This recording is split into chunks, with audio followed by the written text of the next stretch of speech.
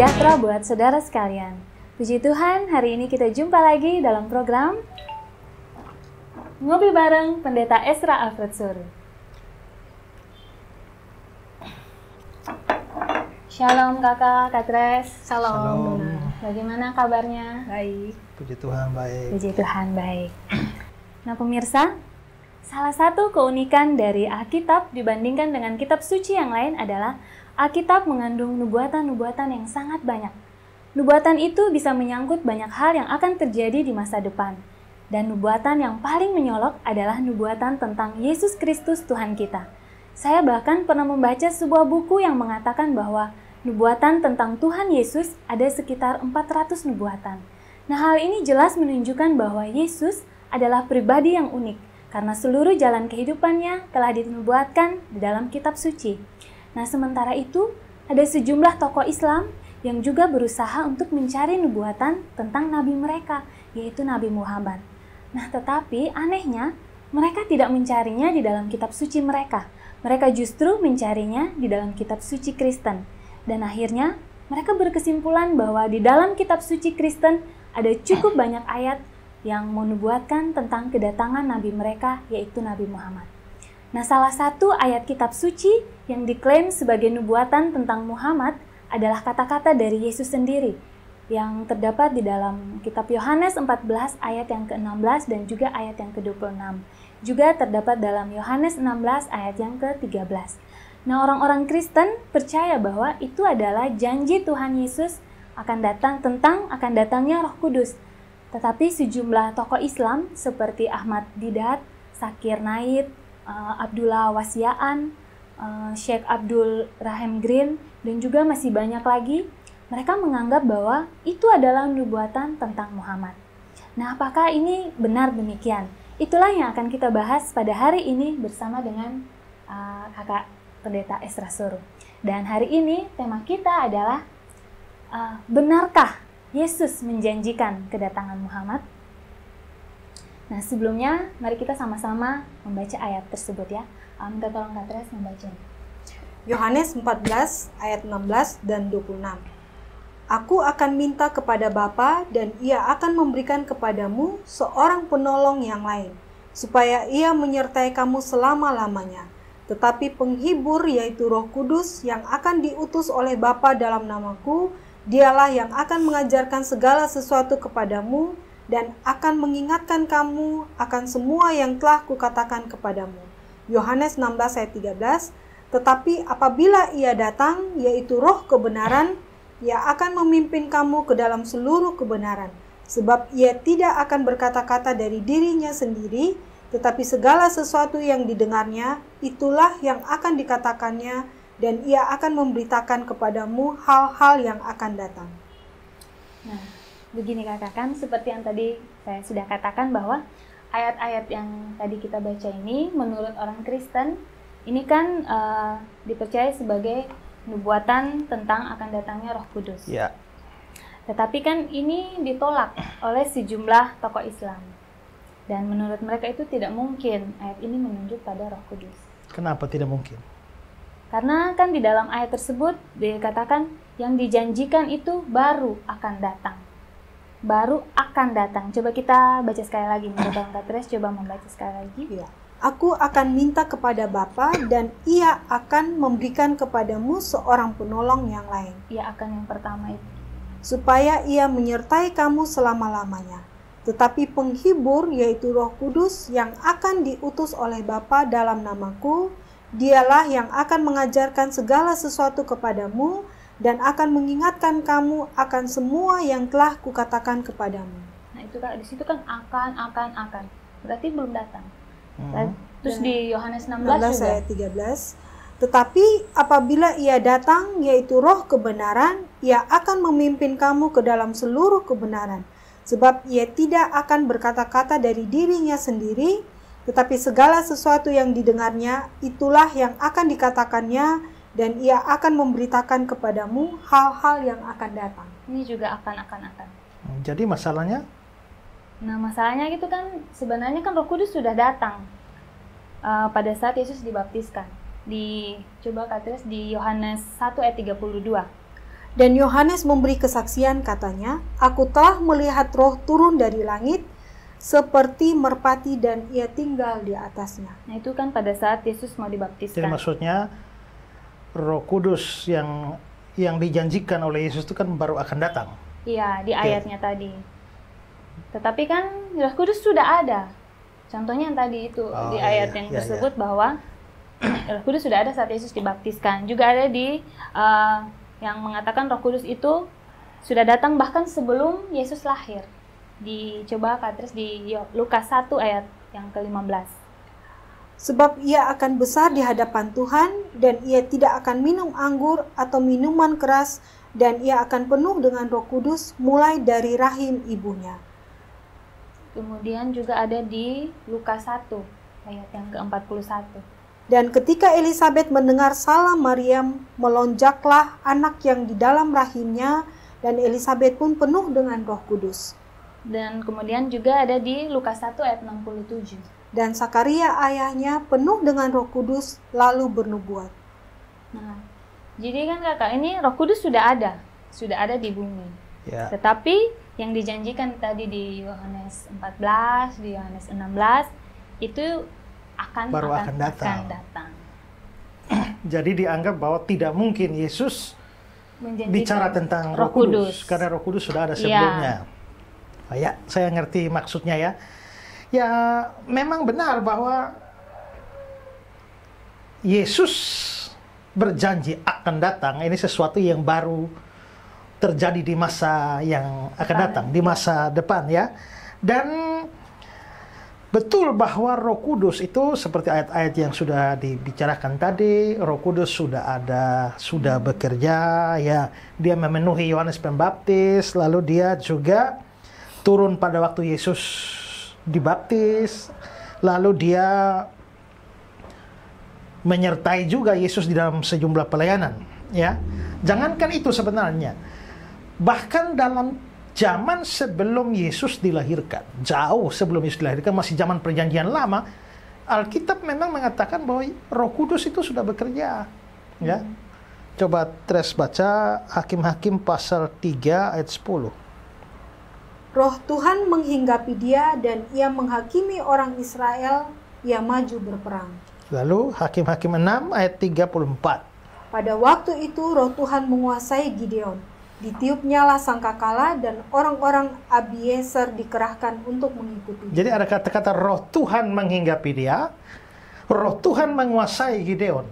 Berarti bahkan jauh sebelum Yesus lahir pun Roh Kudus itu sudah ada.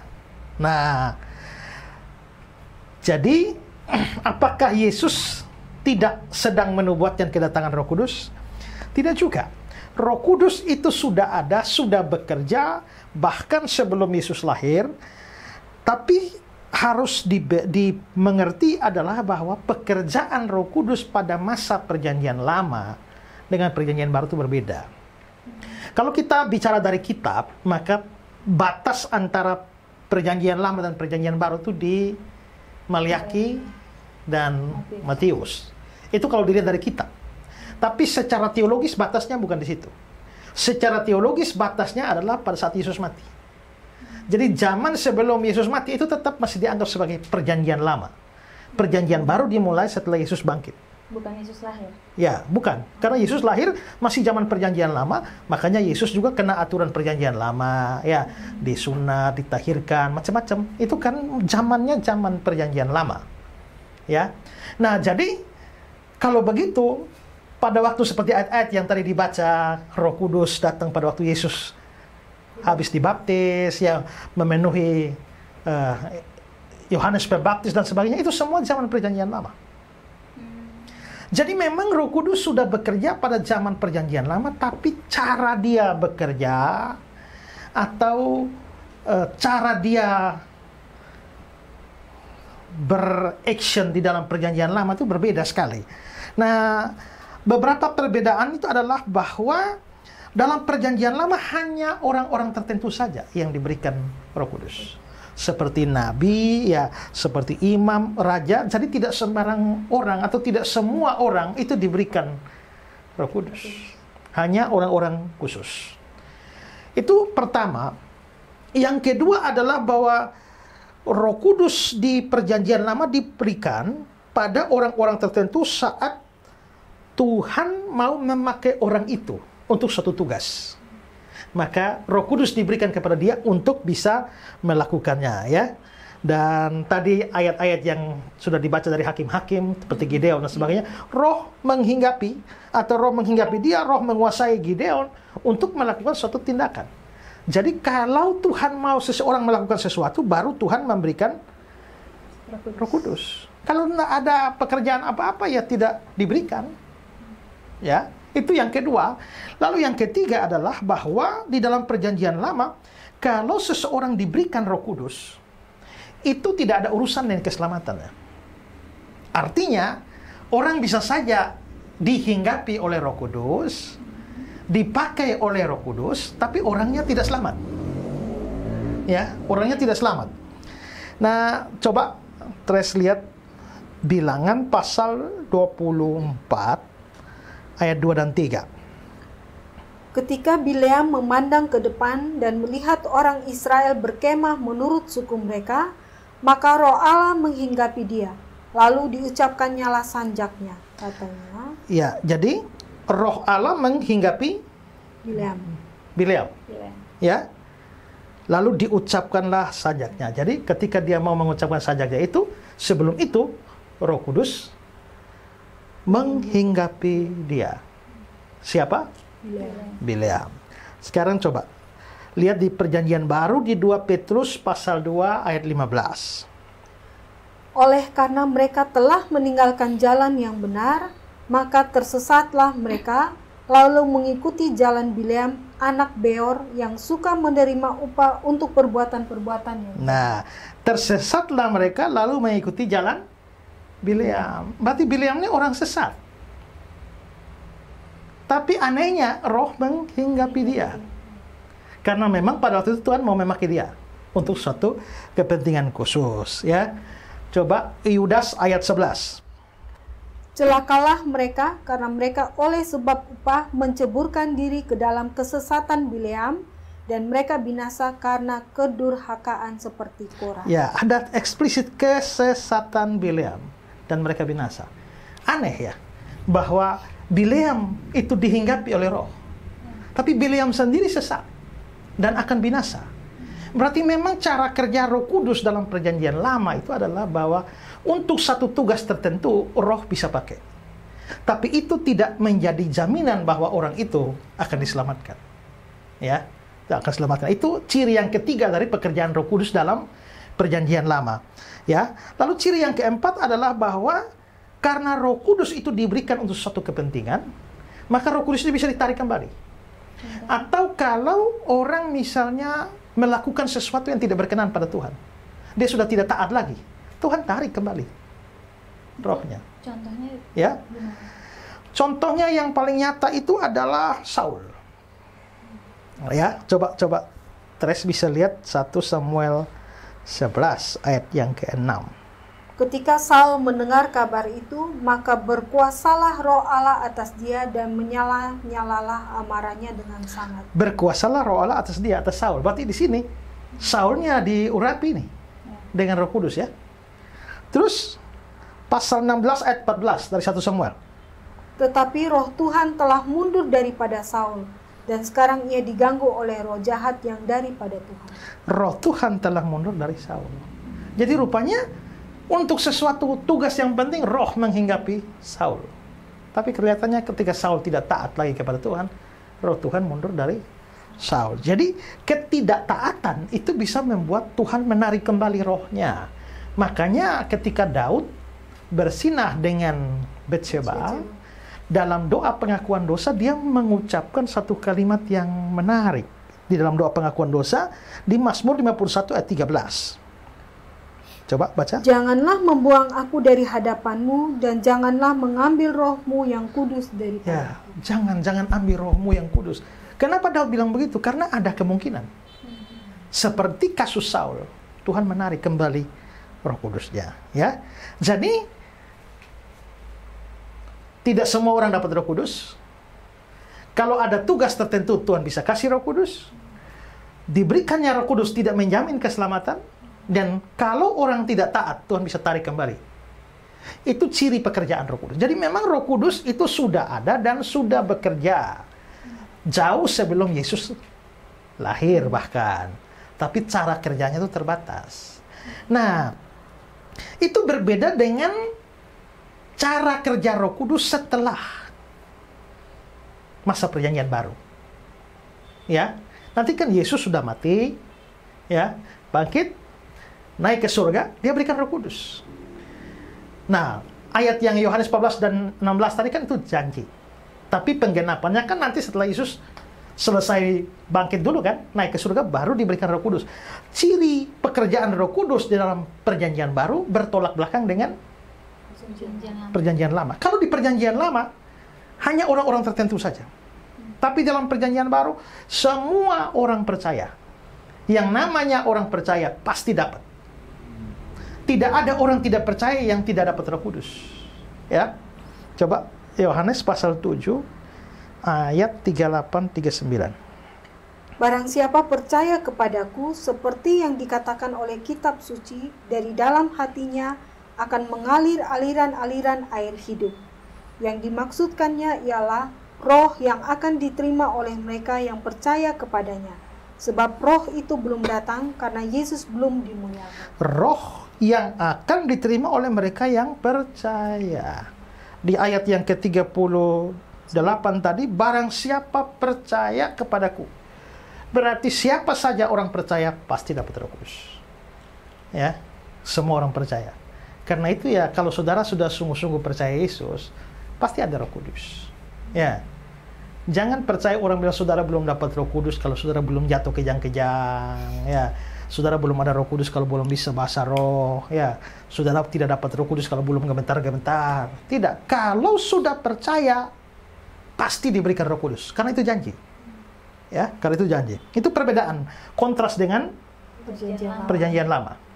Terus yang kedua, kalau di perjanjian lama itu ya, orang dapat tugas khusus baru diberi.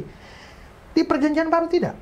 Pokoknya kamu percaya, kamu dapat Roh Kudus. Entah ada tugas khusus yang perlu dilakukan atau tidak, tetap dapat Roh Kudus. Dan sebenarnya semua kita harus ada tugas kan? Kan Tuhan menyuruh kita untuk memberitakan Injil. Ya, berarti Roh Kudus juga pasti ada dan menyertai kita di dalam tugas kita itu.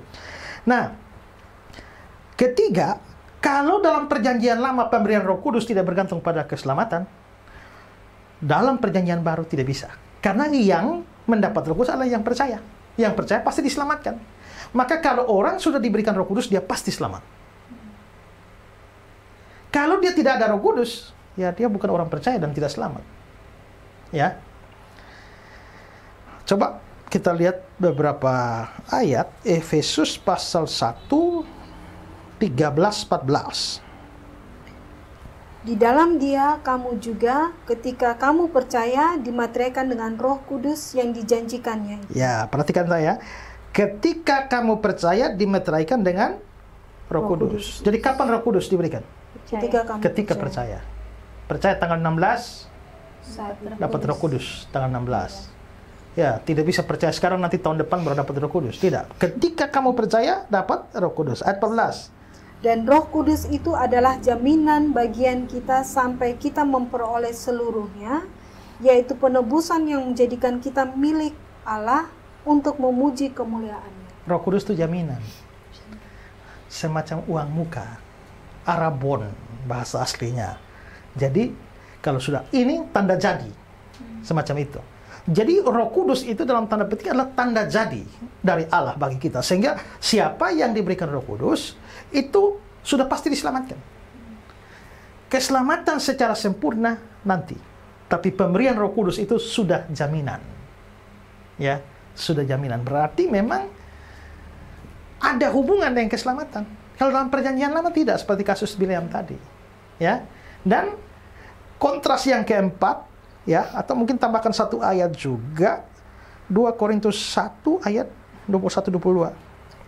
Sebab Dia yang telah meneguhkan kami bersama-sama dengan kamu di dalam Kristus adalah Allah yang telah mengurapi, memeteraikan tanda miliknya atas kita, dan yang memberikan Roh Kudus di dalam hati kita sebagai jaminan dari semua yang telah disediakan untuk kita. Ya, memeteraikan tanda miliknya atas kita, tanda milik dengan Roh Kudus. Kalau pernah tinggal di kampung, lihat ada sapi-sapi, kerbau-kerbau, itu kan ada cap inisial kan. Misalnya saya Esra Soro, maka itu sapi-sapi itu di kulitnya itu dicap ES, itu artinya ini punya Esra Soro. Maka ada meterai atau tanda itu tanda milik saya. Nah, Roh Kudus itu tanda milik. Maka ada Roh Kudus dalam diri Nona, itu artinya Nona milik Allah. Ada Roh Kudus dalam Teh, itu Teh milik Allah. Ya, dan karena itu dianggap bahwa Roh Kudus itu di dalam hati kita sebagai jaminan dari semua yang disediakan untuk kita. Maka kita pasti selamat kalau kita punya Roh Kudus. Ya. Dan yang keempat tadi adalah kalau dalam perjanjian lama Roh Kudus diberi, orangnya tidak taat atau orang berdosa ditarik. Ya. Tapi dalam perjanjian baru tidak. Tadi kita sudah baca Yohanes, janji Yesus tentang Roh Kudus ya. Yohanes 14 ayat 16. Aku akan minta kepada Bapa, dan Ia akan memberikan kepadamu seorang penolong yang lain, supaya Ia menyertai kamu selama-lamanya. Dia menyertai kamu selama-lama. Dia akan ditarik lagi.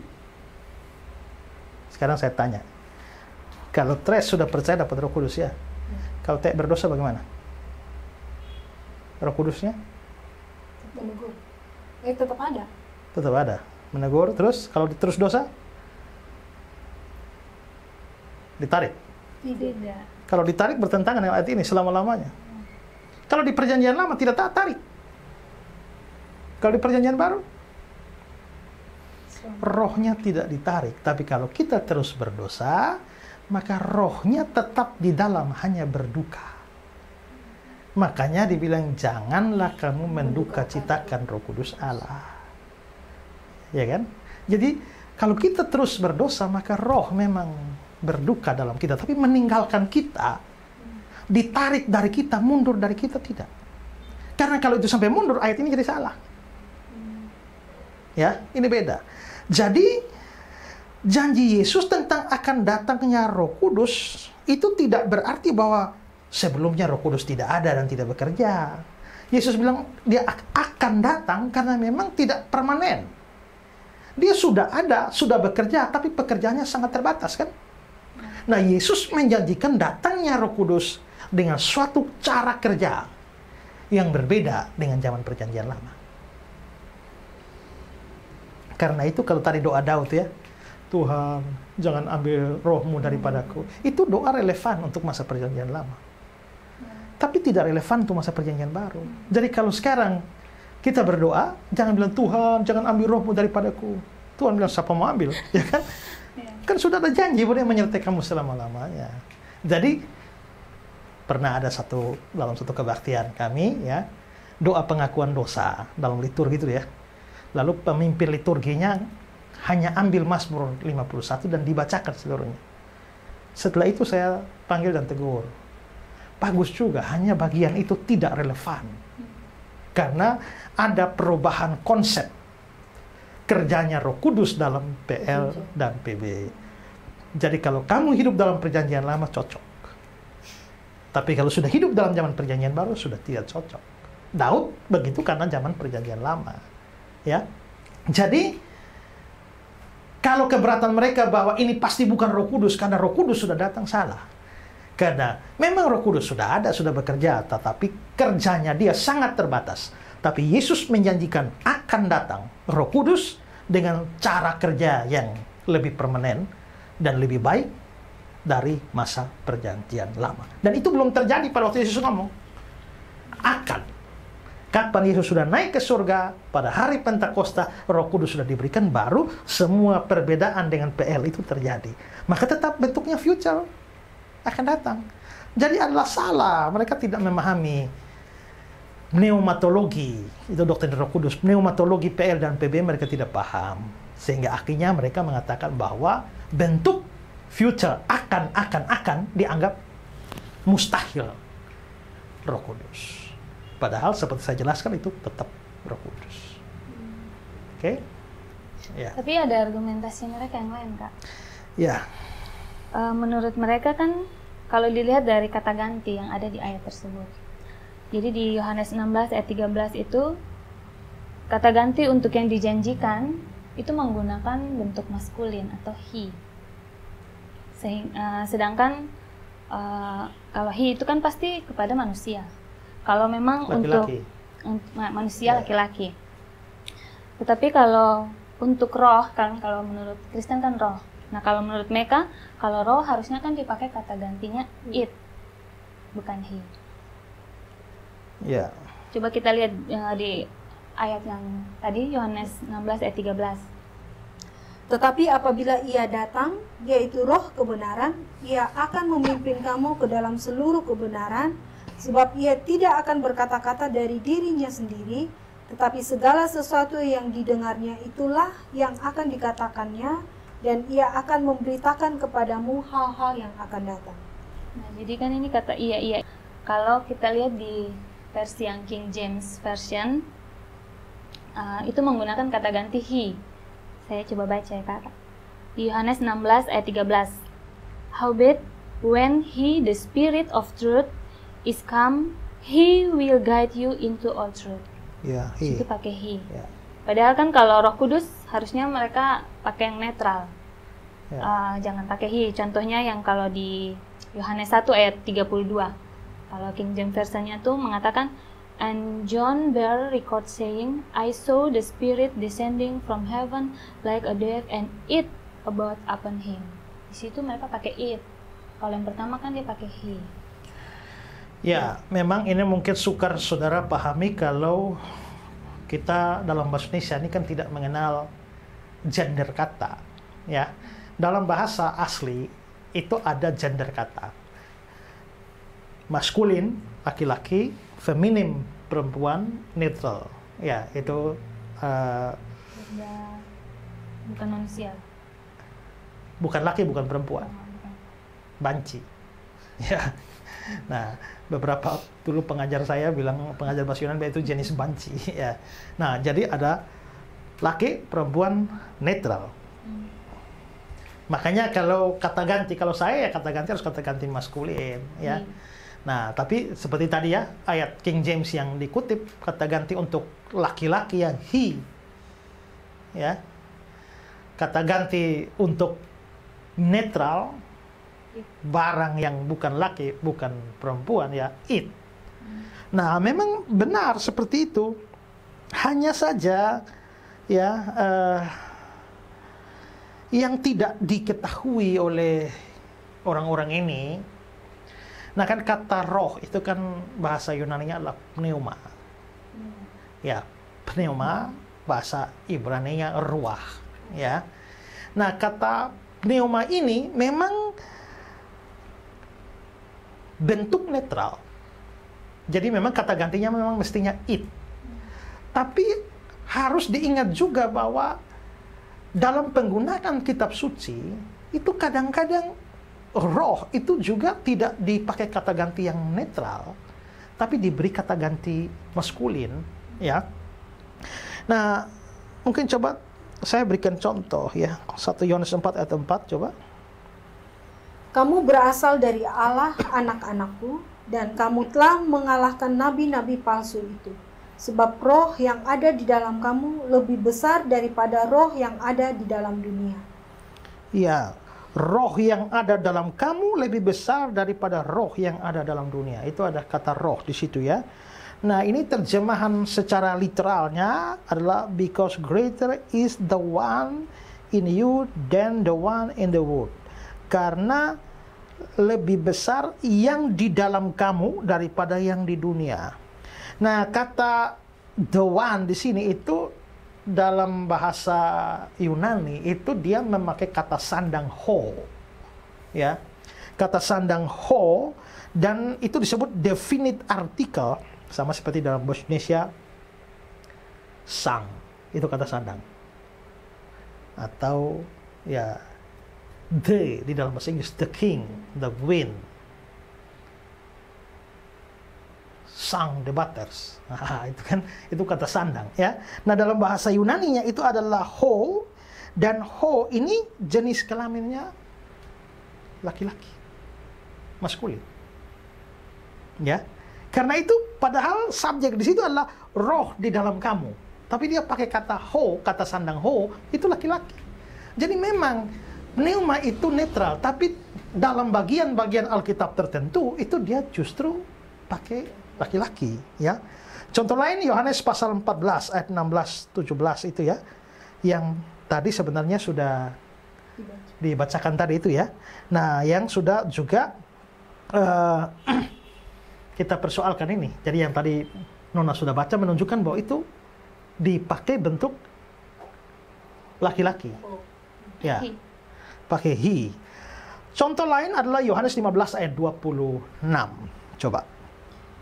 Jikalau penghibur yang akan kuutus dari Bapa datang, yaitu roh kebenaran yang keluar dari Bapa, ia akan bersaksi tentang aku. Oke, ini dikatakan roh kebenaran, ya. Roh kebenaran.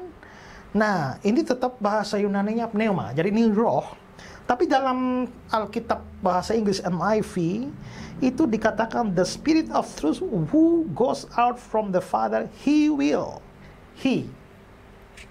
Jadi dia menggunakan bentuk laki, padahal itu jelas-jelas bicara soal roh kebenaran. Ya, roh kebenaran. Nah, ayat ini tentang roh kebenaran, tapi kata ganti yang di dalam NIV, ya, who itu Yunani ho itu ada dalam bentuk netral sesuai dengan jenis kelamin dari pneuma itu. Tapi kata ganti ia di dalam NIV, he itu justru laki-laki. Jadi dari dua ayat ini kelihatan bahwa memang kadang-kadang digunakan bentuk netral sesuai dengan naturnya roh yang memang netral, kadang-kadang digunakan bentuk maskulin. Nah, itu memang begitu. Jangan dipersoalkan, kadang-kadang kiding-kiding kudung-kudung. Ya, memang begitu. Kalau kita mau survei Alkitab. Ya, jadi kita di sini bisa bikin kesimpulan bahwa kata pneuma memang berjenis kelamin netral. Tapi penggunaannya juga bisa bentuk maskulin. Ya, oke? Tapi kenapa Roh Kudus pakai bentuk maskulin, Kak? Kenapa sun pakai netral, supaya kan aman? Sun ada perdebatan gini. Karena gini, konsep Roh Kudus di dalam Alkitab itu bukan hanya semacam roh yang tak berpribadi. Sesuatu disebut berpribadi kalau dia punya pikiran, perasaan, kehendak. Nah, itu makanya beda kita dengan saksi Yehova itu. Saksi Yehova tidak percaya Roh Kudus adalah pribadi. Saksi Yehova hanya percaya Roh Kudus hanya semacam tenaga atau kekuatan. Makanya kalau kita lihat di dalam kitab Kejadian pasal 1 itu ya, pada mulanya Allah menciptakan langit dan bumi dan roh Allah melayang-layang di atas permukaan air. Itu kalau di Alkitab saksi Yehova, New World Translation, tenaga aktif Allah melayang-layang di permukaan air. Tenaga aktif. Jadi dalam pengertian mereka, Roh Kudus itu hanya semacam tenaga listrik itu. Ini saya. Tapi nah itu roh. Jadi roh itu hanya kekuatan. Tapi bukan satu pribadi. Tapi itu beda dengan pemahaman kekristenan yang Alkitabiah. Karena roh akan berduka. Bisakah satu tenaga berduka? Yang berduka harus punya perasaan. Ya. Masing-masing mendapatkan karunia seperti yang diberikan roh. Berarti roh harus memberi. Ada pikiran, ada kehendak. Nah, jadi kenapa pneuma itu digunakan bentuk netral? Karena dia roh. Tapi kenapa kadang-kadang dipakai maskulin? Kalau dia netral terus, maka bisa kita artikan bahwa dia memang hanya tenaga. Tapi digunakan bentuk maskulin, kata ganti bentuk laki, itu untuk menunjukkan bahwa ini bukan hanya sekedar tenaga, tapi dia itu lebih daripada itu, yakni satu pribadi. Ya, jadi dialah pribadi karena ingat kita percaya bahwa konsep Allah kita Allah Tritunggal, Bapa, Anak, Roh Kudus. Bapa pribadi, Anak itu pribadi, Roh Kudus juga adalah pribadi. Itulah sebabnya kenapa digunakan bentuk maskulin juga untuk pneuma itu. Ya. Oke. Ya, karena itulah maka kalau mereka persoalkan bahwa kenapa di Yohanes pasal 14 dan pasal 16 itu digunakan bentuk maskulin dan itu pasti bukan roh, mereka kurang belajar dengan baik. Ya. Biarpun digunakan bentuk maskulin, itu tetap merujuk kepada Roh Kudus. Ya, dan tidak merujuk kepada yang lain, apalagi pada nabi mereka. Ya. Oke.